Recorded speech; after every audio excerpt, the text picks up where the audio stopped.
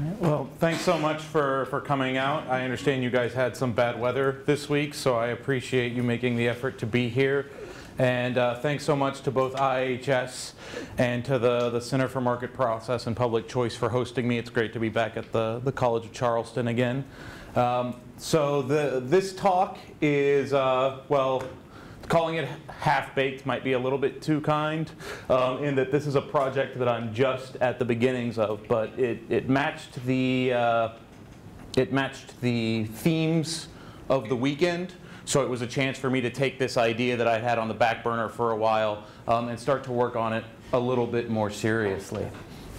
So take what I'm saying here as sort of a hypothesis. I'm not going to give you any hard proof for the thing I'm throwing out there. And if you've got any ideas about how I might go out there and figure out whether this idea has any legs, I'd love to hear those thoughts.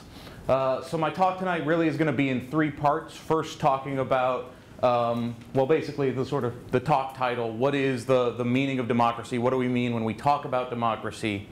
And two different mechanisms that economists and political scientists talk about with regard to politics, which is the voice option and the exit option. Then I'm going to use some, and this is the original part of the project, hopefully original, is use some economics to analyze how voice and exit actually work when we go out there and engage in the political process, and then finish up talking about some implications of those two things. So, you know, anyone that's had a ninth grade civics class probably most closely associates the word democracy with the practice of voting, right? So it's a democratic government if people go out there and they get to vote on who their leaders are, or in some cases they vote directly on policy, like in the cases of referenda. And this is the sort of standard approach, right? Most people don't think this is all there is to it, right? You're taught pretty quickly that we also need like freedom of speech, freedom of the press, rights of assembly, those other sorts of guarantees of different sorts of civil liberties in order to make a system count as truly democratic. But nonetheless, voting is still the sort of centerpiece for most people. Even in the academic literature, when we say that a nation is becoming more or less democratic, we often mean that the franchise, the people that are legally allowed to vote, has grown or shrunk. That's often the sort of metric that we use to talk about the process of democratization and how countries become more or less democratic through time. So my goal is to get you to sort of question that primacy of voting a little bit, and more broadly what I'm going to call the primacy of voice. So the real reason that we care about democracy, right, it's not like voting's fun for its own sake or something like that. Why do we actually care whether people get to go vote on who their leaders are?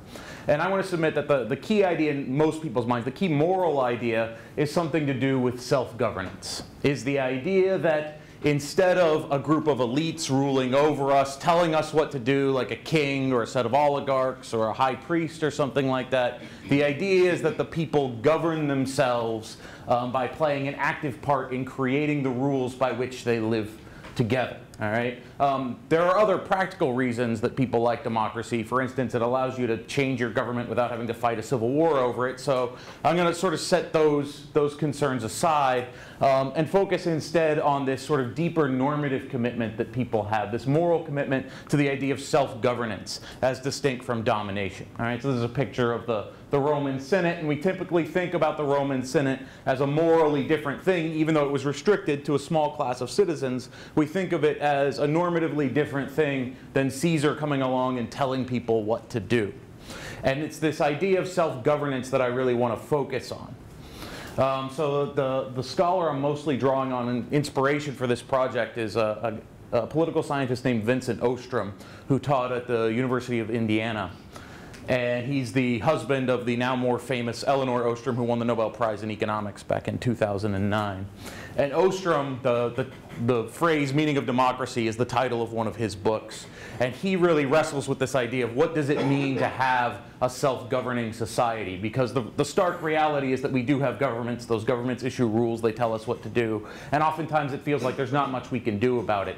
So he wanted to wrestle with this concept and try to really understand in what ways is it possible for us to be a truly self-governing people, to avoid the perhaps unattractive view that we're just subjects of some sort of dominant authority. So the voice and exit part of the title comes from the other main influence for the talk, which is Albert Hirschman. Albert Hirschman was an economist. He gave us this distinction in the 1970s between exit and voice as these two primary mechanisms by which people can respond to what an organization is doing. All right? So the question he was asking is, how do you make governance, that process of creating rules, actually responsive to the people? What are the concrete mechanisms that you put in place, right? It's one thing to say we're going to, have a government by the people and for the people, but what are the rules that you put in place to actually make sure that that's the case? So Hirschman took his fellow economists to task for focusing exclusively on exit rights. Because if you look at the way a market system works, it works by exit rights. You exit, you choose to buy or not to buy from a particular merchant. You can end your relationship with those merchants as soon as a contract is expired and go look to deal with someone else, to buy or to sell from someone else. And he said that we've ignored in economics the importance of voice, of essentially complaining in order to get our way rather than exiting to find a better option. So the exit option is in fact a method of accountability, right? It's a method of accountability that's so strong that it's led economists like Mises and Bill Hutt to talk about the concept of consumer sovereignty within markets, right? So it's not like producers just go out and make whatever thing they want. They make something because they think consumers are willing to buy it. So there's a very powerful feedback mechanism there between what the people want, right, and what the producers are actually creating. And Hirschman was trying to get us to think about this with regard to both this additional mechanism of voice and with regard to politics. All right, how do we make it such that the people can get what they want with these two mechanisms? So I want to dive a little bit further into this distinction. We typically associate voice with politics, and we typically associate exit with markets. So this is why economists ignored voice for so long. That politics is where we get up and we talk about what sort of things we want. In the market, you're just mostly making decisions, often by yourself, in order to either buy things or not buy things.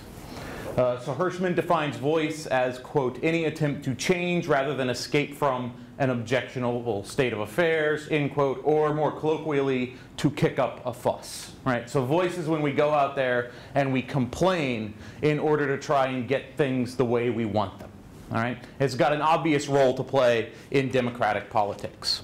So this has been traditionally the domain of political scientists, right? So the traditional dividing line might be that political scientists study voice and economists study exit, all right? The other important thing to note about these two mechanisms, exit and voice, is that they're obviously both very abstract categories. Exit comes in lots of different forms. Voice comes in lots of different forms. Your vote is a voice. Your ability to engage in political assemblies is a voice. You can go picketing somewhere. You can complain about things online. These are all exercises of the voice option in an attempt to change things.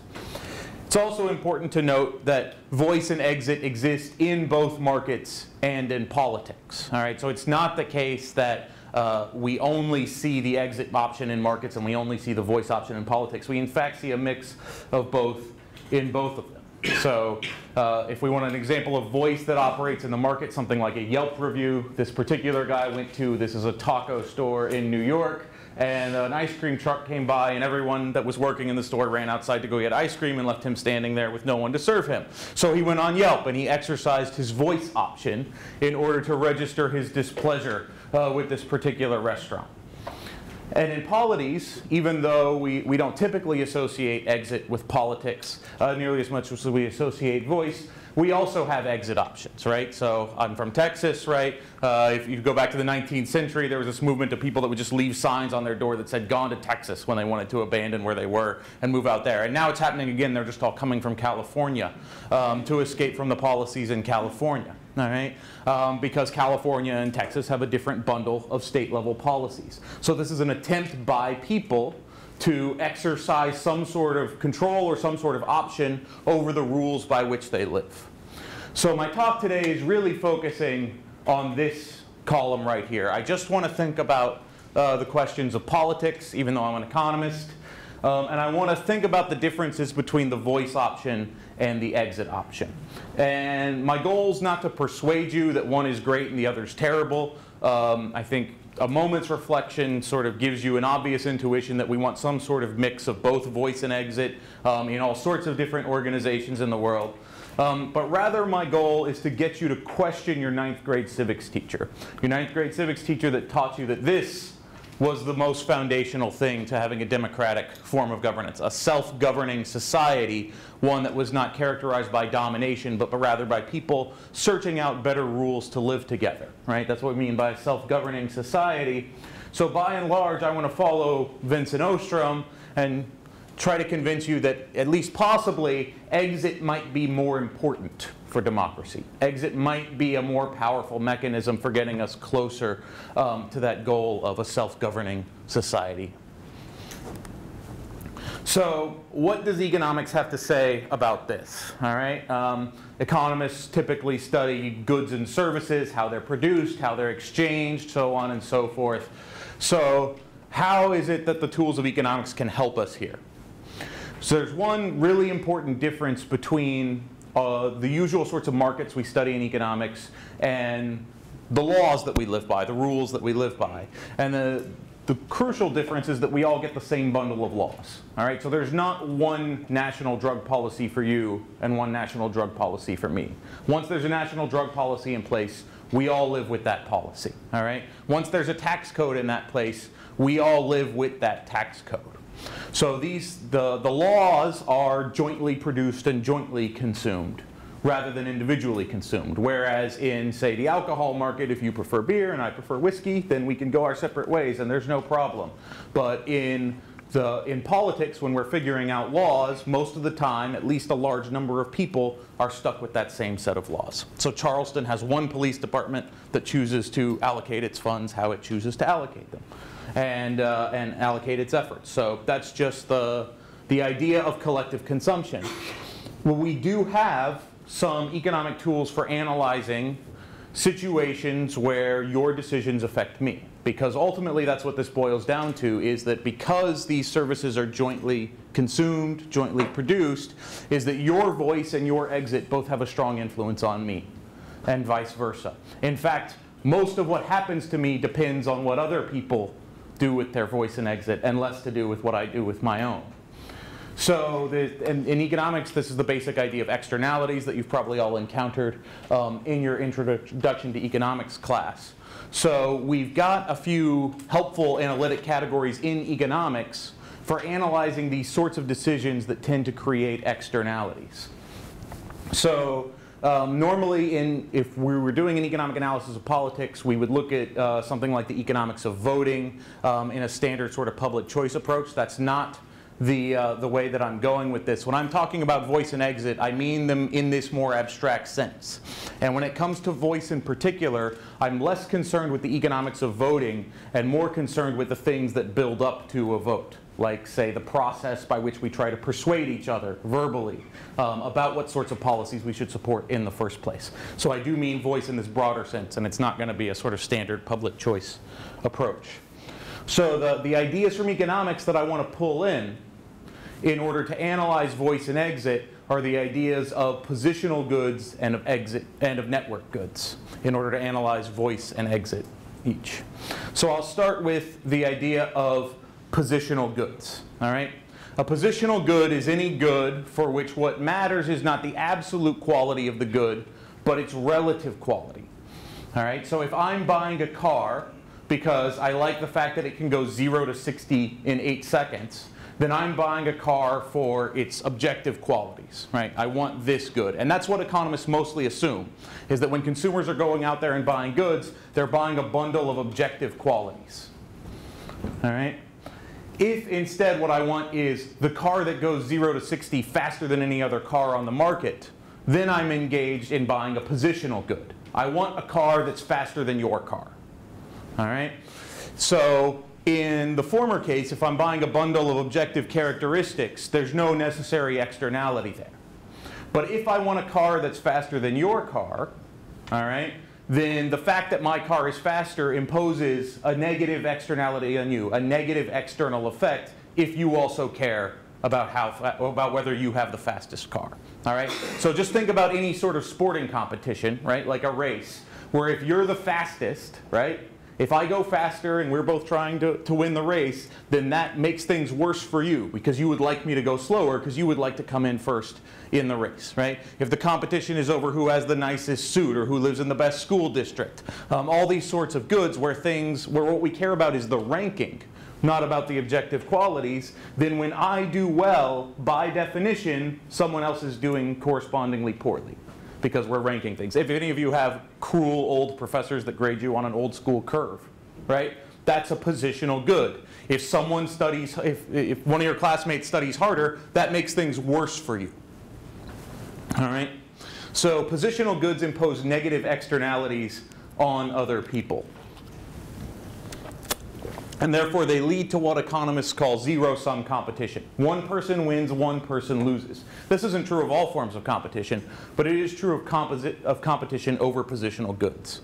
Now, just to clarify, in the real world, actual goods are probably bundles of both absolute and positional qualities. We care some about, whether the clothing we're buying is actually nice, but we also care whether it's nicer than other people's clothing or less nice than other people's clothing. So in the real world, we have these two things mixed, but we're going to sort of look at the pure form of perfectly positional goods in order to tease out these ideas.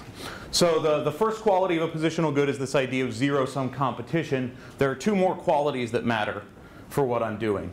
The first one is that this can set off an arms race. All right, this is my bad attempt at a screenshot for those of you that are old enough to remember Looney Tunes, right? You've got Elmer Fudd chasing Bugs Bunny with a weapon, all right? And then Bugs Bunny comes back at him with a shotgun, and then they start bringing cannons back and forth, all right? When we say arms race, we mean this in both a literal and a figurative sense, right? What matters in warfare is having weapons that are stronger than the other guy's weapons. The absolute quality of the weapons doesn't matter, right? What matters is that I've got better equipment than what you've got. So the arms race is what happens when we both start investing resources in order to get ahead of the other guy. And this form of competition can get extremely wasteful extremely quickly. So the goal here in an arms race is to spend enough to offset what the other guy is doing. So the Soviets are investing in their missiles, we need to invest in our missiles. All right? To show why this is potentially wasteful from a broader social point of view, economists like to appeal to what's sometimes called the birds of paradise story. All right? When we look out in nature, we see this sort of positional competition all the time, especially in competition for mates. Right? If you're looking to pass on your genes, like most species are, right? Most individuals in most species are, then you want to be the most attractive mate. The absolute quality doesn't really matter, right? What matters is that you're the cutest, you're the strongest, whatever, right? That's what manages to give you the opportunity to pass on your genes through sexual reproduction. So this is a male peacock. Male peacocks have these extravagant tails, not for any useful survival purpose, right? In fact, these giant tails make them easier targets for predators, right? The bigger your tail, the more impressive your plumage, the harder it is to run away from something that wants to eat you, okay? But this also sends a signal. If you're still alive and you've got a tail this long, you are sending a very credible signal to potential mates that you are very strong. You must be very strong to have that big of a tail and still be alive. Because if you were weak and had that big of a tail, you'd be dead, right? You'd be food already. So this tells potential mates that this bird is extremely fit. All right? It's extremely capable of passing on its genes. All right? So the thought experiment here is, imagine if you could get all the peacocks in the world together for some sort of grand peacock parliamentary assembly. Okay? And one of the peacocks gets up and puts forward the following proposal. Let's all cut our tails in half.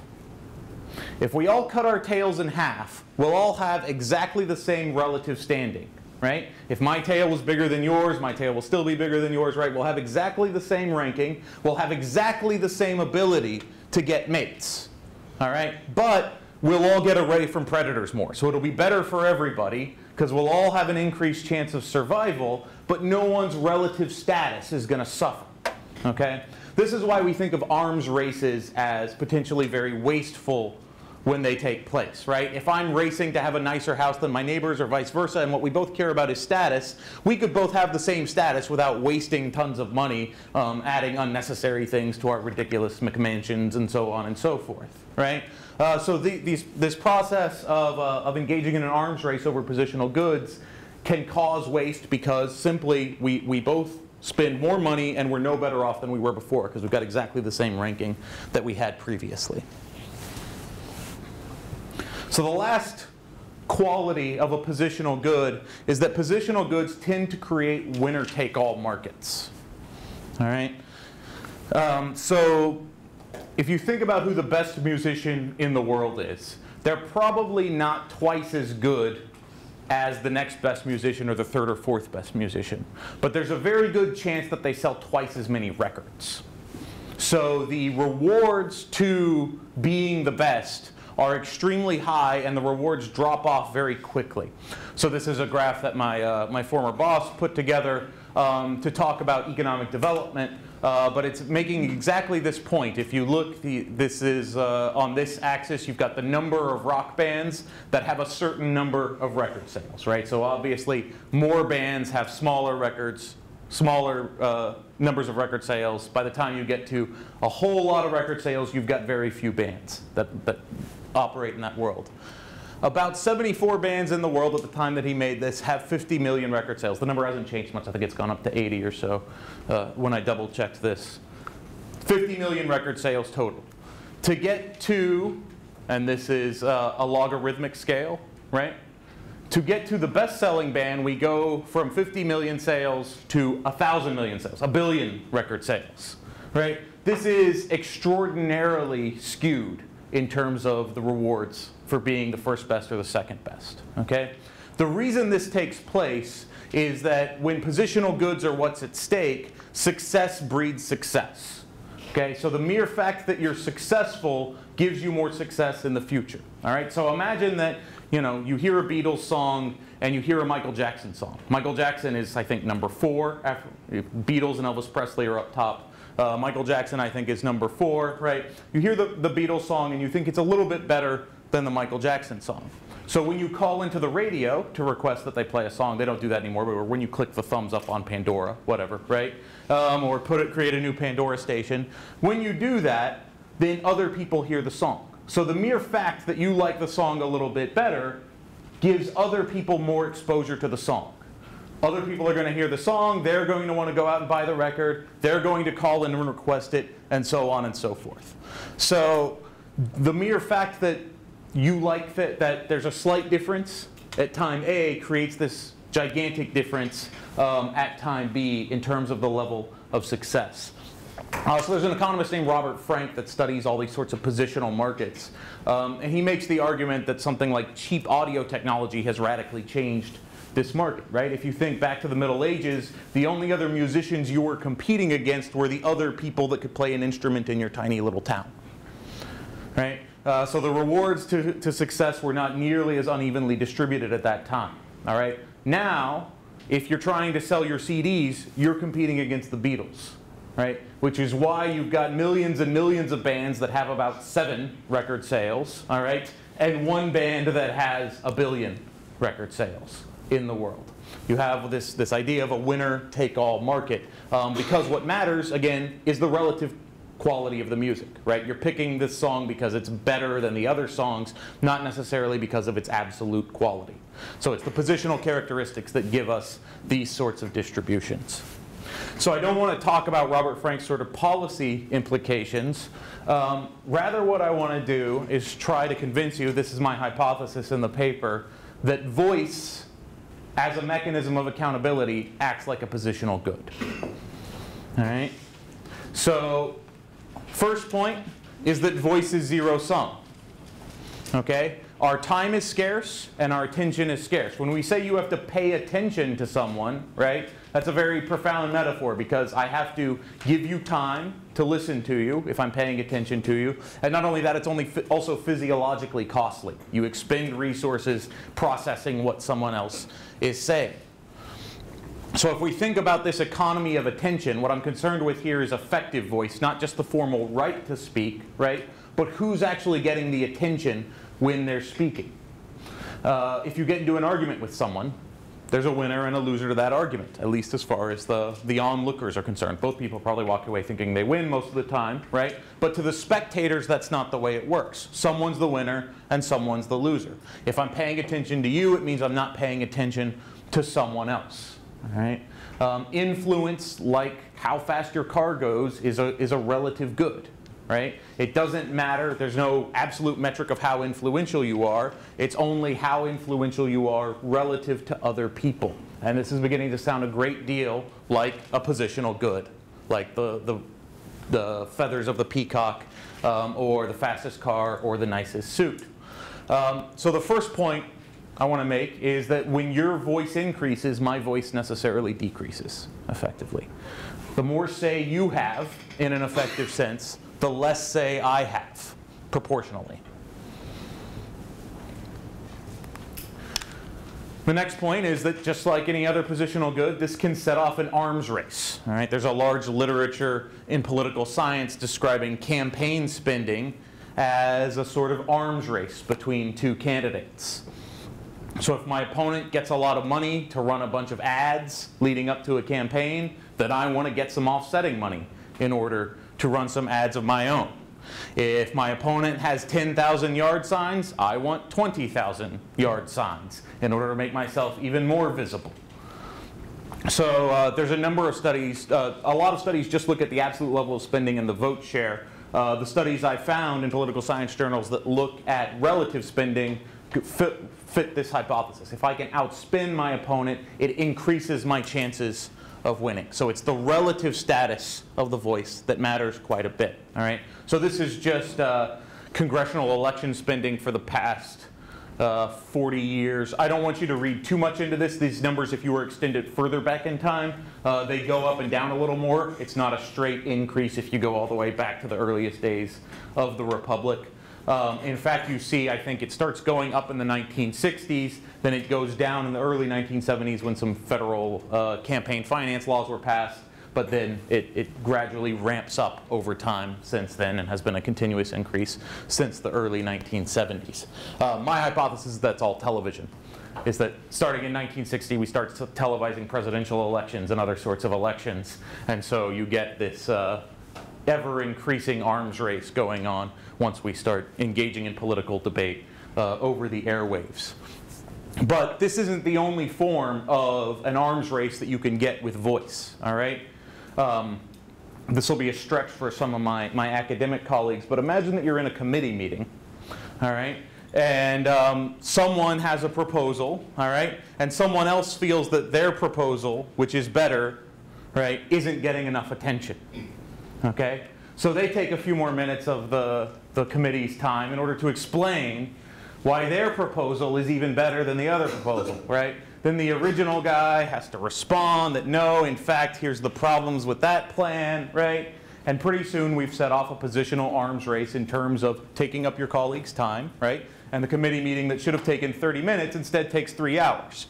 And it's an arms race because you reach exactly the same decision that you would have reached if the meeting was only 30 minutes long. And all the professors are trying not to look at their colleagues to give them any meaningful glances with regard to this. All right. Again, these arms races can use all sorts of resources, not just money, in terms of investing in trying to have more voice, more influence than the next guy. And finally, voice acts like a winner-take-all market. Okay? Now let's say that we're in, I'm starting with academia, but then I'll show you some stuff about politics as well, because academia is a different sort of exercise of voice, right? Academics walk around, we make arguments to each other, we try to convince each other of things. Let's say that we're at a seminar and Professor Calcano, in typical fashion, offers a brilliant and witty comment, right, that just dazzles everybody. Okay? And then Dr. Magnus has an also insightful but less brilliant comment, sort of in the queue, all right?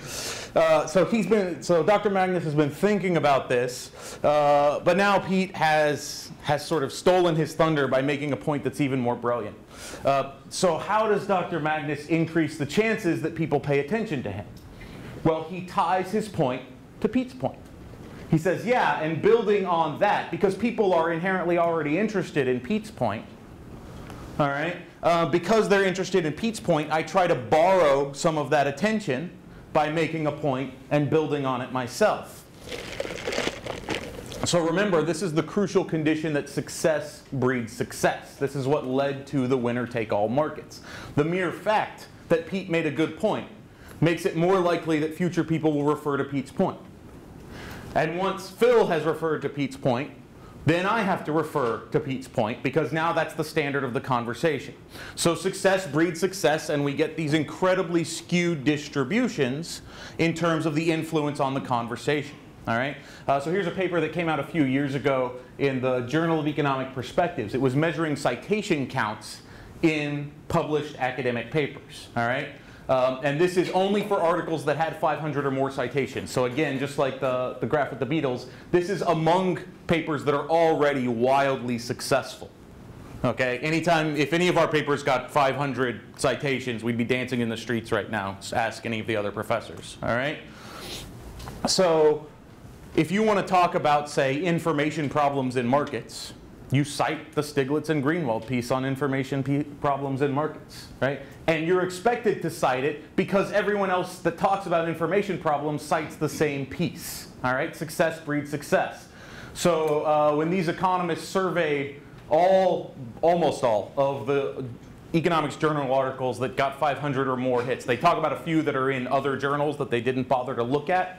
But that added like 3 or 4 pieces to the number. So and they only looked at 41 journals. So that's how concentrated all of this is at the top, all of this influence. All right? Only 2 articles have 4,000 or more citations among the top 146 articles. All right? And you can see that it falls off in that sort of exponential way, the same way the record sales did, right? That the first best person gets twice as many citations as the next best person, who gets twice as many citations as the next best person, and so on and so forth. So we have here this sort of winner-take-all market in academic citations. And you'll see the same thing, I think, I'm still gathering the information on this, if you look at politics. So these are speaking fees for politicians. These are just average ranges that I've found so far, depending on what sort of office you've held, right? If you are a congressional representative, you get $10,000 to $20,000. You roughly double that if you're a senator. You roughly double that again if you were a prominent presidential candidate. And you roughly double that again if you were the president. And mind you, this is per speech. So for people that work on inequality, this might not look like a lot of inequality. But this is per speech. So this will add up very quickly, especially when you factor in the idea that these people are getting invited to speak a lot more than these people are. All right? So I think what this suggests, and I'm still pulling together this information because it's difficult to find public information on the speaking fees that politicians get. What this suggests is that voice is a winner-take-all market, right? That if you're the president, you are at least twice as influential as your opponent from the last election. If you were a presidential candidate, you're at least twice as influential as the most influential senators. All right? If you're a senator, you're twice as influential as a congressman, and so on and so forth. So if you think about what this does to the distribution of voice in society, right? Almost all the voice is at the top. Right? The winner takes all of the influence.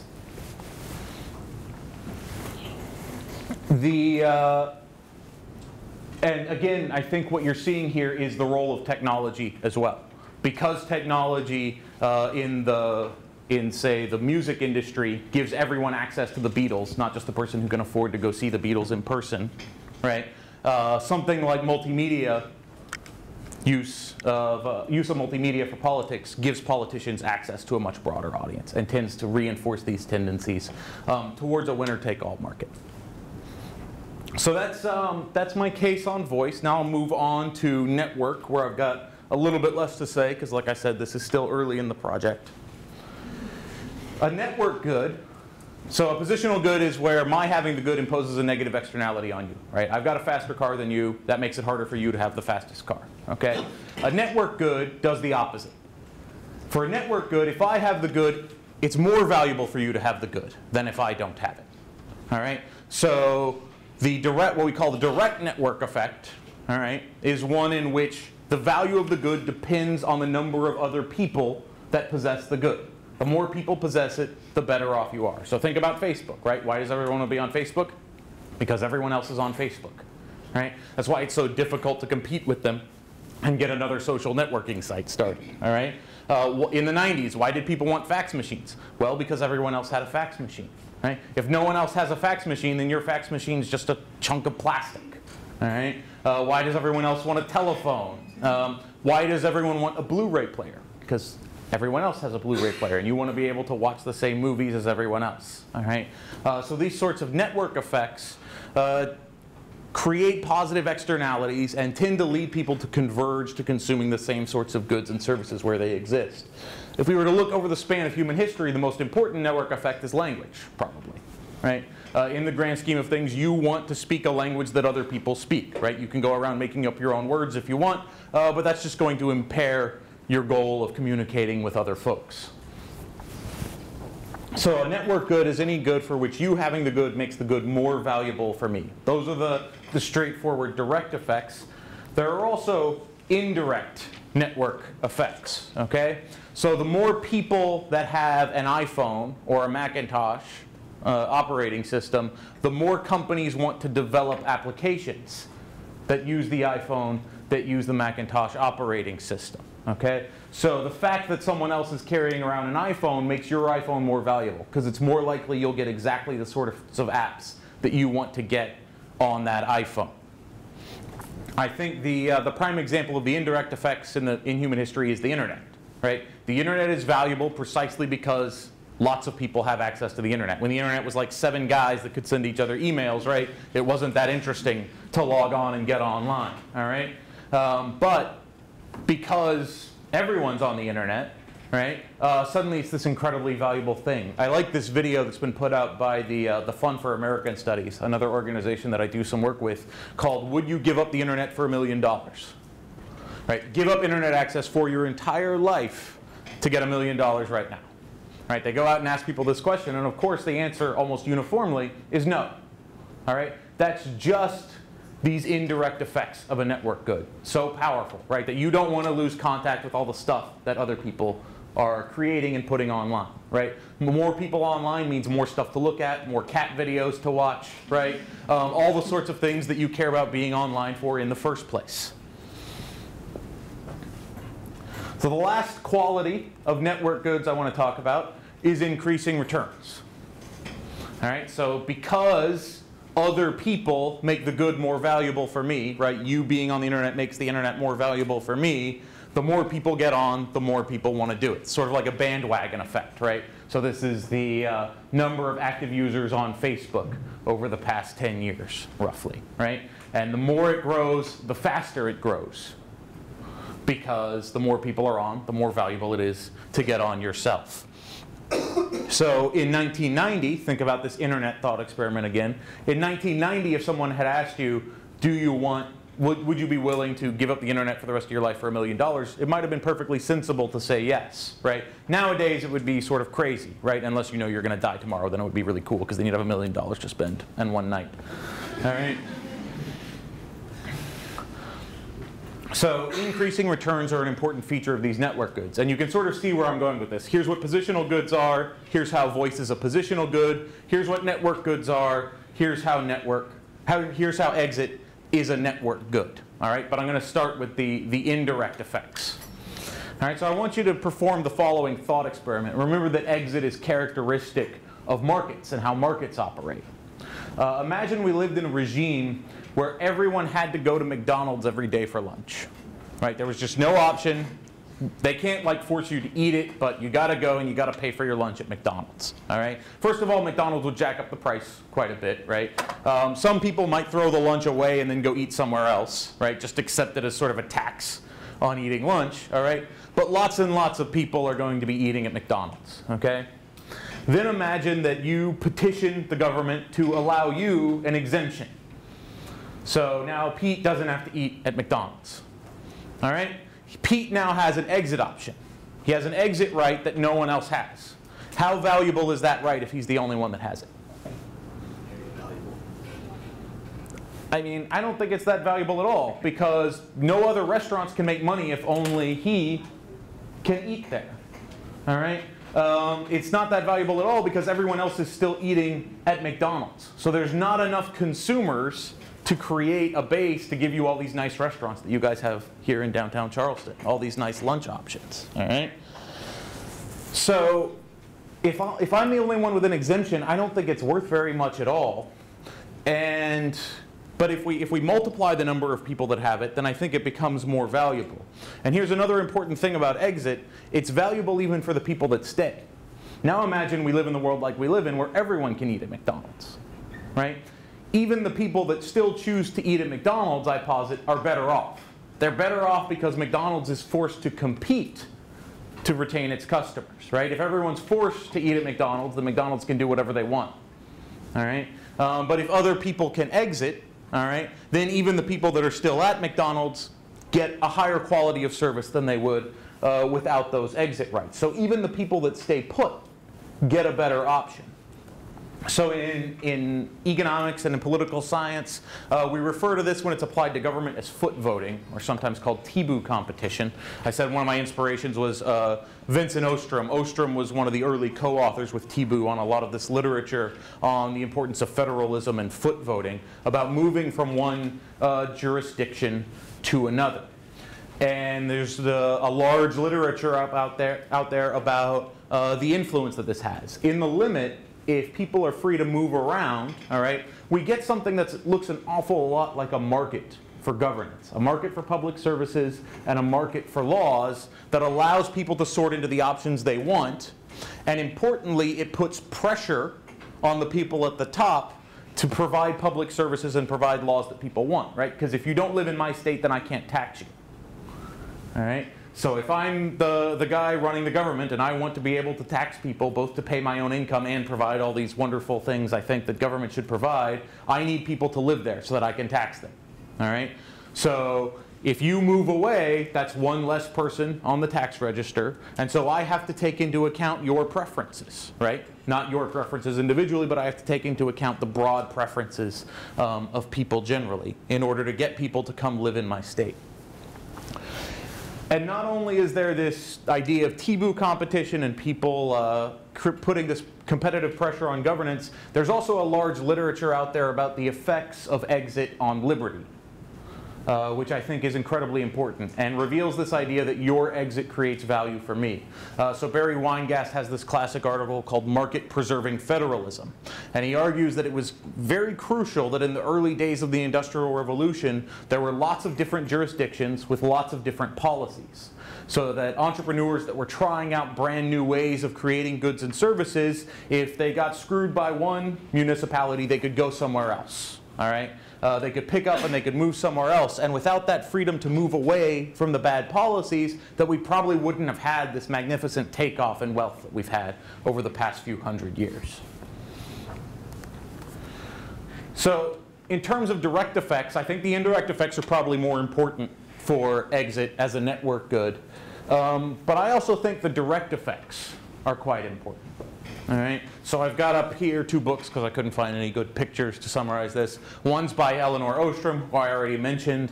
One of Ostrom's arguments about the importance of what she calls institutional diversity is that ecosystems are very different, cultures are very different from one place to another. So it's highly unlikely that the best set of rules for a group of people to live by in place A is exactly the same as the best set of rules for people to live by in group B. So this I would consider a direct effect of exit, right? And your ability to move around here is valuable for me as well, because I can find people, right, that have the same sorts of cultural values, right, that care about the same sorts of ecological issues, and we can sort together in order to create a set of governance institutions that we all value. All right. Then the other book I have up here is one of my favorite books in political philosophy by Chanjan Kukatas called The Liberal Archipelago. The reason it's called the Archipelago is he argues that we've all got the wrong image in our heads of what the good society is. We all think of the good society as like Plato's city, all right, or an island that's self-contained. And for Kukatas, the good society is an archipelago, a bunch of little tiny islands that are connected, and it's easy to move from one to the other. Because what he considers the fundamental sort of freedom is the freedom of association and disassociation with other groups. So you find people that share the same values as you, that care about the same things that you care about, and you join with those people, all right? A direct effect in this case, because your ability to join me in the community that we've got the same sort of values that we want to build is directly valuable to me as well. So to some people, this emphasizing exit rights doesn't sound like a very pro-community project, like, oh, people are just going to get up and leave, right? That sounds like it's going to be really disruptive. But an important thing to note about exit rights is that if we all have them, then the people that we're in community with actually want to be there, right? It's not like being stuck at the Thanksgiving dinner table with the relatives that you don't like and you just feel obligated and it's uncomfortable, right? You get these sorts of more genuine communities where the people that are there want to be together. And I think that's very important and very valuable. So I want you to do this thought experiment, and then I'll briefly talk about the implications, and that'll be the end. So I want you to imagine two different versions of Charleston, right? Two different worlds in which Charleston exists. And in one version, the Charleston School District is operated by an extremely democratic process. So proposals are accepted from anyone. Anyone can lodge one. They put them all online. You've got time to read about them. There's lots of town hall meetings. People can go. They can give their opinions about things, all right? But there's still just the one school district. And then they vote on what sort of educational policy they want for Charleston, and they implement it. All right? So in Charleston 1, it's only voice. Voice is the only thing that has any power to operate. Okay? Then imagine Charleston 2. Okay? For Charleston 2, I want to draw on the ideas of another economist named Bruno Frey that has this idea. It's a weird sort of technical term that he refers to as functional, overlapping, competing jurisdictions. All right? Functional just means that there's a school district, and the school district isn't also the same district that provides police services. So it's specified to a function, okay?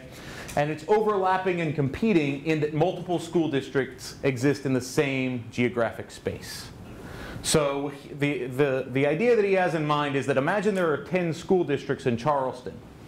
And because we value education or whatever, you're required to be in one of them.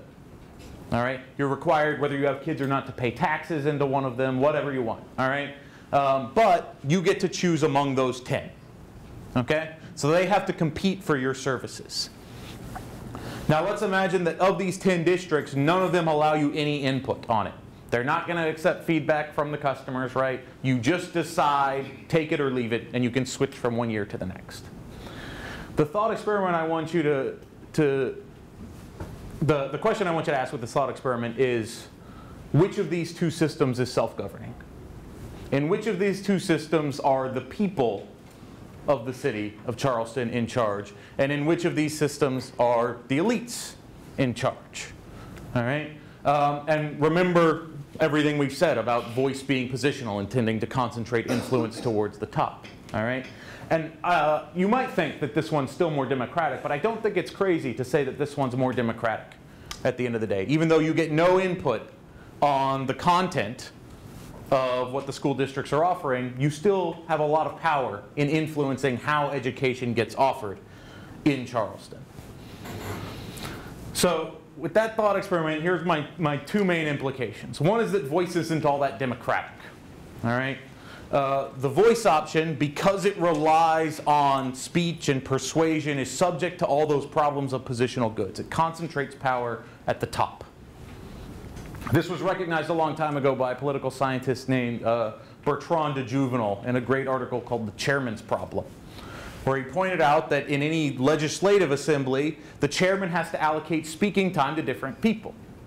All right? So even though there are 100 members of the United States Senate, right? We don't get 100 equal voices being offered on any given bill. We get a narrow concentration of a few very influential voices, all right?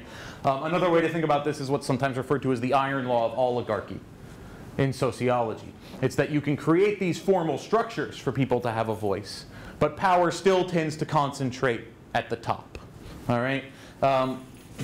And the traditional iron law of oligarchy is all about bureaucratic implementation, but I'm arguing this is true at the already at the stage of deliberation. At the stage where we're deciding what sort of policies we want, the mere act of talking about it creates that winner-take-all market in voice. My second implication is that Ostrom was right. So Vincent Ostrom, who I said at the beginning was sort of the main inspiration for this talk, has this weird argument where he says that another weird technical term, this idea of polycentricity is more important for democracy than is the right to vote, regular elections, so on and so forth. Polycentricity refers to a system of governance in which there are competing and fragmented authorities. All right, so there's not just a single government office that issues orders, and the other governments that exist are not just administrative arms of the central government. All right, so if you think about the way a firm works, a firm might have an advertising department, but we don't say it's polycentric because the advertising department is just part of the firm itself. It doesn't have any independent existence. Ostrom says we need competing governments with independent existence. This also, I mean, this idea isn't new, right? It goes all the way back to Montesquieu and to James Madison. James Madison says, for those of you that are doing the roundtable discussion in the piece from the Federalist we're reading, he says that the different governments need to be separate and distinct, right? Not just distinct, separate and distinct. The governments have to be independently constituted in order to serve this function. So, something like a federal system that allows for people to move into different jurisdictions. I argue that that's more important than the right to vote in order to determine how democratic a society is. That's the implication of this argument, at least. All right? And the reason I say that is if you think about a monocentric democracy, there's just one single center of power, but even if it's perfectly democratic, that monocentric democracy is only ever one election away from tyranny. Right? It just takes one election in a single concentrated system to turn a free society into a society based on domination and power. So I'll end there and to give us time for questions. Thanks for your attention.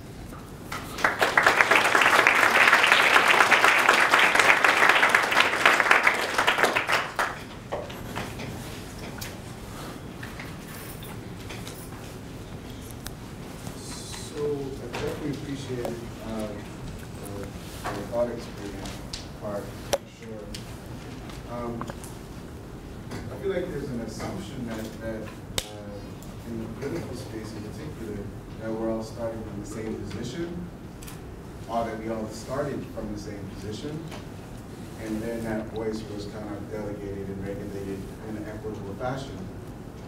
I think in the purity of what you're proposing, it makes sense theoretically, but we just, African Americans, got the right to vote and to use their voice 50 years ago.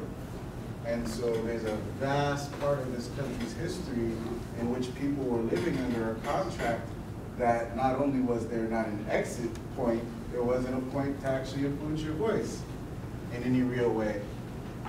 Given that that's like the status for a lot of millions of people in this country and the labor force in the industrial part of our history, how could we kind of broaden that analysis to kind of take in that messy beginning?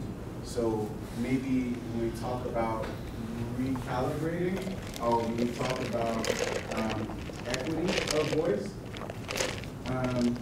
we can actually reach a position of, okay, I think we finally are all at the same place, or if that's just too pure and abstract in its own sense, how can we kind of maybe break into these fragmented pieces that I really like the idea of, so we can actually have some independent municipal corporations and townships develop according to the needs of the people there rather than the needs of the state. And so I guess there's two parts in that question. The first one, kind of how can we recalibrate based upon the disparity of the initial position, and then how can we utilize the laws right now, preemptive laws, specifically of the feds over the state and the state over the municipal, in that it seems to be one directional, and our voice, can't push back against that kind of flow. Yeah, so that's a great set of questions. Regarding the first one about given that people are starting from different positions, how does all this work? Yeah, I mean, I agree completely. And that, to me, I mean, I was assuming from the get-go that people have equal voice, right? And then even if people start with equal voice, you're going to see this radical disparity emerge, right? So even absent those problems of historical injustice, you're still going to see hierarchies develop in voice-based mechanisms. So my counsel for that would be to look to exit instead as an option for those disadvantaged groups. So something I didn't talk about, but that is in the project as it's developing, is the fact that exit tends to help disadvantaged groups much more so than voice does, historically speaking. Drawing on the work of a fellow economist named Jamie Limke, who's done work on married women's property rights. If you go back to the beginning of the 19th century, married women were not allowed to own property because of various legislative moves that had been made throughout the centuries. So all across the US, the minute you got married, you lost your formal property rights. And there were sort of ways around this about, like, the woman's father might keep the property in trusteeship or something like that and manage it according to what she wanted, but not a desirable situation. But then we had a frontier that needed to get settled. All right? And if you want to be a governor of a frontier territory, you want to get statehood so that you can get all those federal dollars, all right, to come to you. So you need a certain population threshold. So the first people that move out to the frontier states are the men, the miners, the ranchers, etc., to go do the more physical labor that's out there. But then you've got this problem that you need to attract women to your state. So what did they do? They started offering women property rights. They would take out ads in Eastern newspapers and say, look, we have very liberal divorce laws. We'll let you keep your property after you get married, and so on and so forth. So it wasn't because the governors were like enlightened, sensible people, right? They just wanted the tax revenue. And because they had to compete with other people to get that tax revenue, they ended up expanding women's rights. By 1920, 43 out of 48 states, married women were allowed to own property. So the process went relatively quickly. So that's, in response to your first point, just say that I think exit is in general, historically, a much better option for disadvantaged people than is voice, because the voice, you're right. If there's already an existing hierarchy, then it's going to be even harder to break in, because success breeds success. Regarding the second point about how we actually get to have more exit options, more sorts of jurisdictions, on that I mostly don't know. If I knew, maybe I would be out there doing that. I'll just say one thing, which is that it's very weird to go and petition the existing state for the right to do those things, because they have absolutely no incentive to give the right to do those things, right? They've already got relatively monocentric authority a lot of the time, and at most they'll give you a sort of administrative subdivision or something like that. It can happen sometimes. When it happens, it's violent, and often the costs outweigh the benefits, and you don't know what sort of situation you're going to end up with afterwards.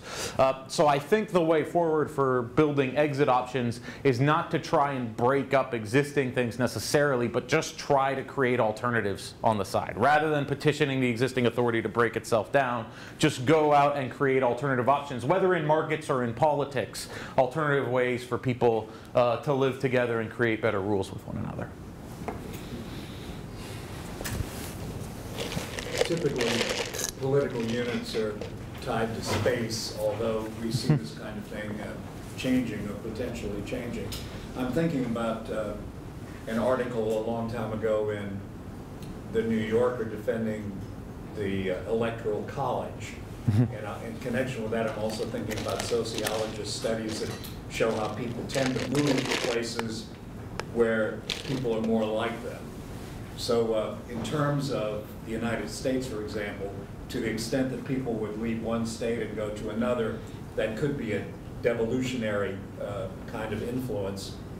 But so long as it's one country, it would lead to a particular state having more of the same kind of people, and those people then would be able to exert themselves very decisively at the national level to the extent that they had the vote.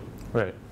So I wonder how you would look at the potential of just having a single state, as we tend to do with that voice expressed through people who have moved because they're like-minded, as against trying to assemble multiple jurisdictions within particular spaces, and seeing that as possibly a protection against devolution, the desire to withdraw from a union, as we see very strongly in the United States now on the part of the far right, just not wanting to have anything much to do with the national government, being disgusted with it. Yeah, so if I understand your question, if I don't answer it, let me know. So if you look at like Ostrom and Weingast and these sorts of guys, right, they're not arguing for a complete breakdown in government units. So Ostrom is specifically defending the idea that the federal government should be there, and its most important function is to protect exit rights to move from one jurisdiction to another, right? So just like there's a sort of paradox of democracy where, majority can take away the rights of the minority in different ways, right? If a jurisdiction can limit your exit rights once you're there, then you don't have this powerful dynamic force leading to better governance, and so on and so forth. And I think that's a challenge to a lot of people that are more classically liberal or libertarian oriented, that tend to think that the federal government is the source of all evils, because what they were arguing was that the Articles of Confederation weren't protecting that free movement of goods and people across those different lines. I'm not sure if that answers your question. And the Electoral College, of course, generally reflecting a winner-take-all system within some of the states, not all of them. That being another influence. Yeah, so the Electoral College largely loses its force or its original function when we start going to the direct election of senators. So that's something, for instance, that that Madison and Ostrom and these sorts of guys would be very worried about, because the whole point of having two different houses, legislative houses at the national level, was that they should be selected very differently. If they reflect the same set of preferences, then one's not really a check on the other. They'll just sort of rubber stamp everything, right? But absent that, the senators doing something differently, and absent the states sort of exerting themselves, then you're right, it loses its original function, and it basically becomes more of a contest for controlling the center. When originally it was meant to be a sort of counterweight to the center, right? Now it becomes this sort of high stakes game for controlling the center, if that makes sense. But yeah, I think that the important thing to recognize that those institutions are sort of like this intricate, interconnected machine. And when one of them breaks down, the others break down. So something I worry about is, under the current system, states aren't independent in terms of tax revenue, right? So a state can continue failed experiments for a long time and not be subject to competitive pressures to the extent that it's getting money from the central government. Right, so you don't have that powerful force of T-boot competition when you're in a situation of what some political scientists refer to as cartel federalism, which is, I think, what we have now. The idea of federalism was to make the governments compete, but instead of competing, they collude now on a more national level, so you don't have that more dynamic process going on. So if we were in a situation where the government or the individual governments were sort of self-sustaining on their own tax revenue, and exit was there was relatively low cost to exit for individuals, I would think that there would be a system where governments would essentially fail, and then like a business can go out of business if they're not providing what they want, and then a government fails. I'm wondering what your thoughts are about the plausibility of that, and also if that is actually plausible, what the implications of that are. Because my thought is if that's possible in the short term, it would be essentially devastating for a lot of people. Yeah, so you're right that if you really have like fiscal federalism with teeth, all right, then it's possible for individual states to get themselves into a lot of trouble. All right, I don't deny that, and I think that explains why we move away from it a lot of the time. It's because no one wants to see that happen. On the other hand, I'll also say happily that it still should happen, simply because, you know, if a world without error was on the table, then we would just pick that world, and it wouldn't matter whether we were centralized or decentralized in terms of the governance that we provide. All right, but in a world like ours, where error is inevitable, even well-intentioned policymakers are going to make mistakes. They're going to do things badly, right? You're just choosing between systems of decentralized error and systems of centralized error, all right?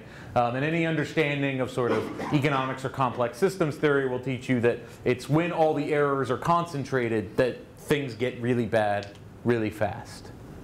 All right, so yes, you have to live with the failure of the individual governance enterprises, but I think that's a smaller scale failure than what you see in most countries. Now, the United States has been relatively fortunate, but for instance, the fiscal situation in the United States is simply unsustainable. I mean, it's simply unsustainable, and when that crash comes, it's going to be much worse than if a single state crashed, and it will come, because what can't continue won't continue.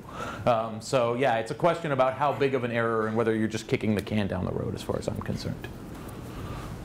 Yeah. So in discussions about exit and voice, it seems like there's kind of an assumption almost that we're talking about them as like having a trade-off between one another. And that's always confusing to me because it seems like one of the greatest guarantees, for example, of voice is exit. Yeah. And so, like, I mean, obviously, like, not allowing people to leave a country is going to make it less likely that people will have voice who are still in the country. So I'm curious as to why there is this kind of assumption of there being a trade-off between exit and voice, and how stable is that, like, looking at it that way, really? Yeah, that's a great question. So I wasn't trying to assume that we only have one or the other. I did that as a thought experiment to ask you, sort of, if you could only have one, which one does the work of getting us to a self-governing society? And I think it's exit that does most of the work in getting us to a self-governing society, that idea of polycentricity, multiple centers of authority. But yes, absolutely they can be combined. So one cool thing about exit is that it decreases group size. So voice, you know, it's a it might still be a winner-take-all market at the local level, right, for voice, but it's not as bad as a hierarchy that's huge and concentrated and distant. All right. So I agree with you. They can be mixed in different ways, but I do think there's a fundamental asymmetry here. All right. Imagine voice nested inside of exit. Right. So you've got exit rights, but within the different groups you move into, you may or may not have voice rights. Okay. I think that works out pretty well. But when we have exit nested inside of voice, I think there's an overwhelming tendency to try and kill the exit rights and try and centralize power. So that's what I'm worried about, and that's why I want to, like, you know, reverse your 9th grade civics presumption that most of you are given, that that democracy is all about voice. Because really, I think exit is more important and more fundamental in that sense. Yeah, I saw other hands up in the back. Nope. Time for one more question. Okay. I had one. I was going to see other students. So if you were talking in regard to the previous question over here, that if our system is, our financial status is unsustainable, simply unsustainable, would a nation that recognizes that make it more difficult to exit? So you're asking... Is there precedent for that? I don't know off the top of my head. I don't know if any of the other professors know. I mean, so the nations that have traditionally starkly limited exit, all right, it's not like a list of nice places you'd want to be. So we're talking about like Cuba, North Korea. Those are the sorts of places that actually try to prevent you from leaving. And so I suspect that, but I'm not aware of anyone that, say, responded to a fiscal crisis or something like that by trying to clamp down on people leaving. What they might try and do is they might try and get more serious about tax evasion, right? What they call tax evasion, like moving your company elsewhere or something like that. So the Brits were getting very serious about that A few years ago, they were very concerned about companies moving overseas and paying taxes elsewhere instead of paying them in Britain. So that you can think about that being a sort of marginal encroachment on exit rights if you want to. Yeah. All right, well, thank you. I appreciate your time.